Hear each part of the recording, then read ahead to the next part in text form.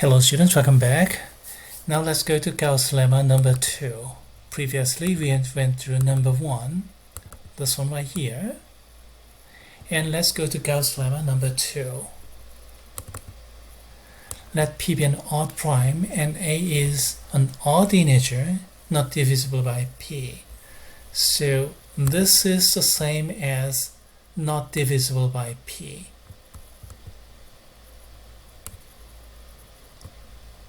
But in addition to that, we want A to be an odd integer. What special role will it play? Something to think about. And another thing to think about is it okay to restrict like this? Because here, I didn't make that restriction. A could be even. But here, I didn't do that. A should be an odd integer. Is it okay? Is this reduction or is this change of condition a little bit troublesome? Not really, because we're going to take P over Q or Q over P for odd primes, distinct but odd primes.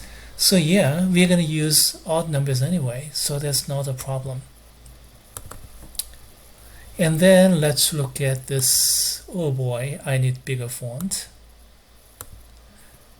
-1 to the summation versus -1 to the nth power. Is this summation going to be equal to n? Of course not. But what we want to do is these are congruent modulo 2. Modulo 2.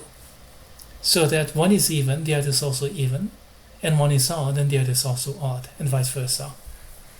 So our aim is to prove that this is congruent to n modulo 2.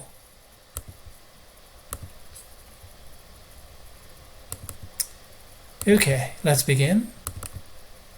Let n be the number defined in 4.1, yeah, the same n, and our aim is to prove that the summation is congruent to n modulo 2, so that if one is even, then the other is also even. One is odd, then the other is also odd. So -1 to the summation is the same as -1 to the nth power. Now from the division algorithm, let's divide Ka by P, and then you can rewrite the quotient as the floor function of Ka divided by P. If you do Ka divided by P, then this is just a rational number, so we don't have anything associated integer. This is just a rational number. But then again, this is the same as QP plus R, and then divided by P. Then you can rewrite it as Q plus R over P, isn't it? Shall I make it bigger?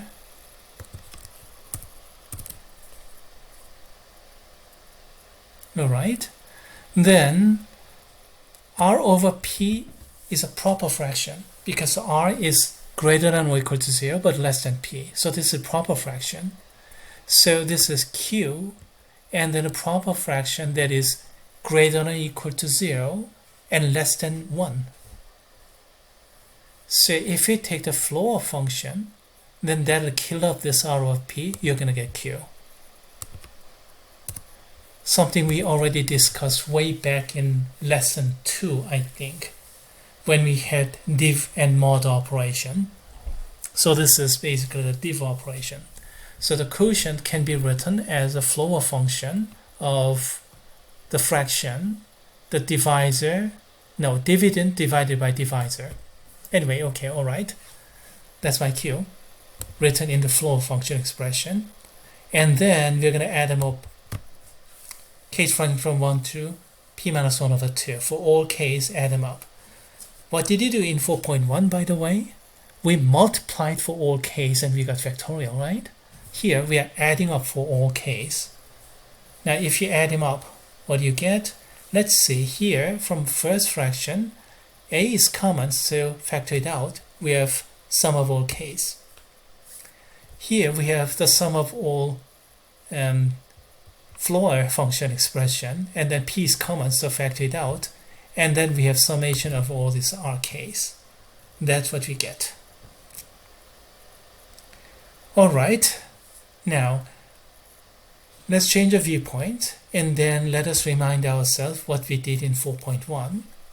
There, we divided those remainders into two categories, remember? Those less than p over 2, which we use red, and those greater than p over 2, but subtract from p, which we use green, remember that? And then those just permuted all the integers 1, 2, 3, 4 up to p over 2 minus p over 1 minus 2. Remember that. So if you multiply them all, we get p minus 1 over 2 factorial. Here, we are adding them all, and just like multiplication, addition is also commutative, so it doesn't matter with ordering. So some permuted away, so order is different, doesn't matter. If you add them up, they're all the same. So we're going to end up with adding up all those possible k values can be done as adding up all the red plus adding all the greens. So what we did for multiplication in 4.1, we're doing exactly the same thing to addition here. And then let's work out some manipulation. All those reds, all right. And then all those p's. And then all those rj's that are big. We can write like that. Break up the p and r. And then if I add up all possible remainders, everything up, then all the red will be just added plainly, but all those blues should be added and then subtracted. So add it all up and subtract it twice. So we get this twice of this blue. See that? So red minus blue, but in order to get everything, we have to add the blue. So in order to get it right, subtract it twice. And then as for this, well, adding up a bunch of p's. So how many p's am I adding? Well, the number of rj's that are greater, and number of remainders that are greater than p over 2. So that number is defined as n. So we get this. Purple, n times p. And here, again in the previous lemma, we used the number of sign changes, how many negative ones are multiplied, remember?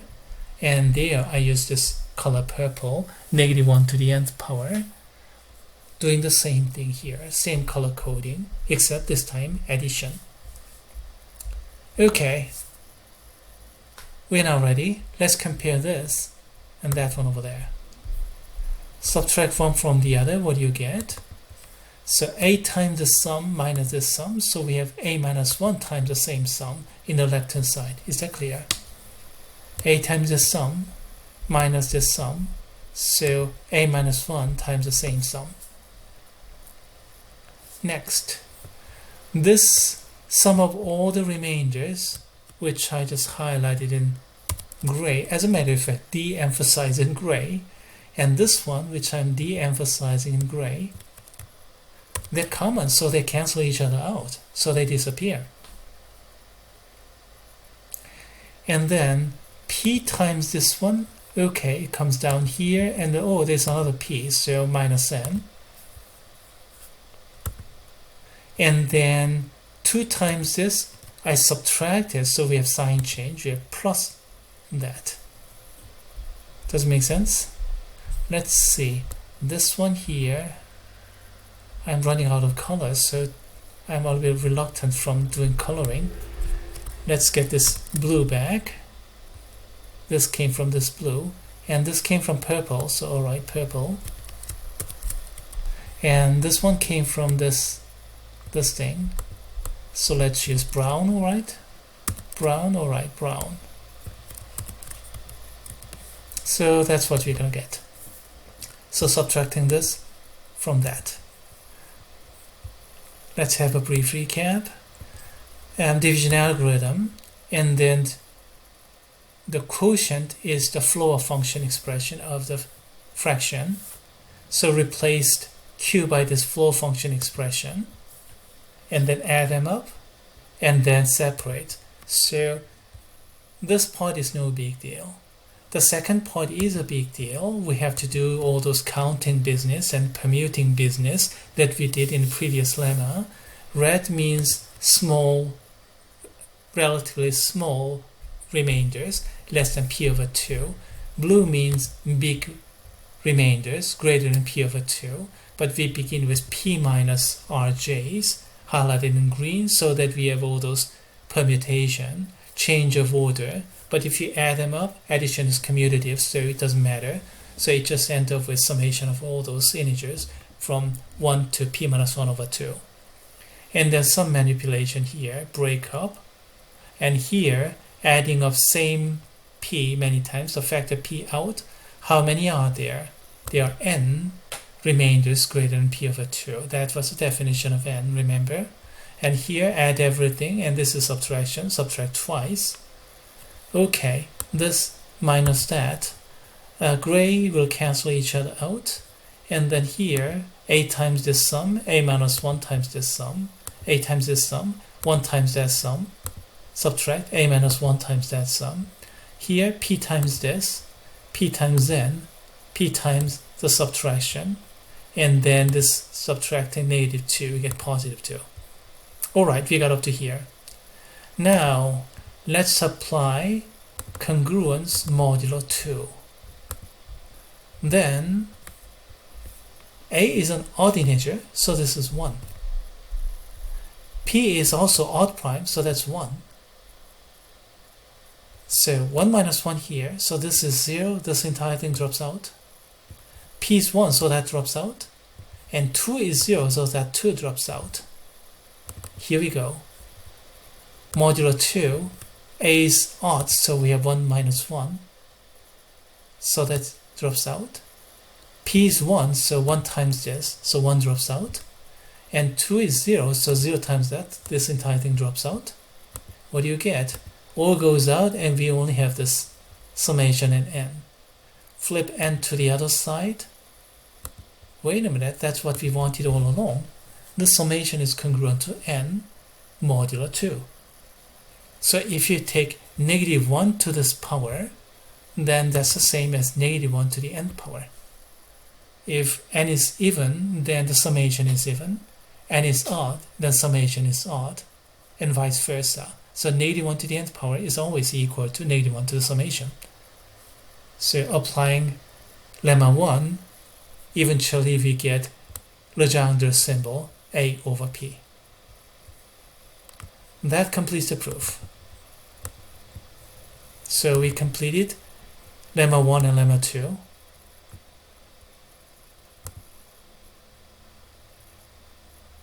Okay. Going well. Let's meet again with a big theorem.